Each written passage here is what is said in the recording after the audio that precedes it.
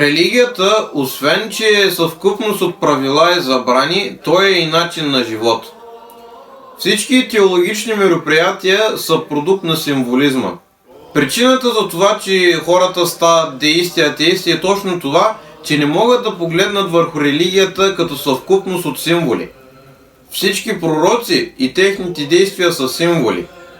Например, Исус Христос беше и е най-хубавият пример за съпротивата към игнорирането.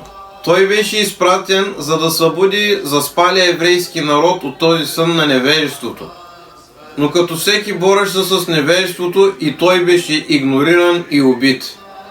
Целият живот на Исус Христос символизира една борба срещу невежеството, дори и смъртта му, защото тогавашните хора бяха забравили, че с убиването на един човек истината няма да се промени. Но за съжаление това продължава и до ден днешен. Освен живота на Исус Христос, и благодатният огън е един доста важен детайл в християнската теология. Както знаете, по тези дни хората се разделят на две групировки.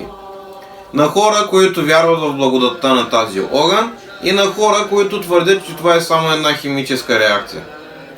Но не е важно как се появява този огън, а какво символизира. Както знаете, още от старите времена хората са свързали светлината с знанието и с мъдростта. Следователно, този благодатен огън символизира знанието и мъдростта, което озарява света с разпространяването на този огън. Благословът и мислителят Вакло Штолев казва следните неща относно Възкресението.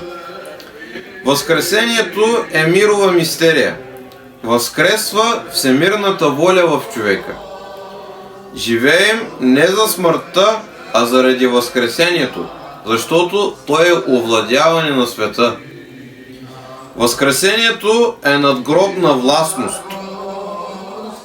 Аналитично на всичко това можем да кажем, че Възкресението символизира неповедимостта на знанието, овладяването на света и че Възкресението на всеки човек е това, което е оставил зад себе си, или че е надгробна властност.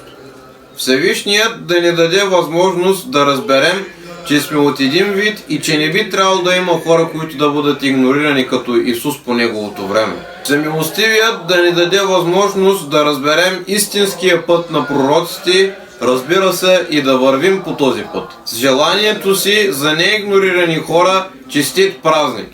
И дано някой ден да можем да кажем: човечеството воскресе!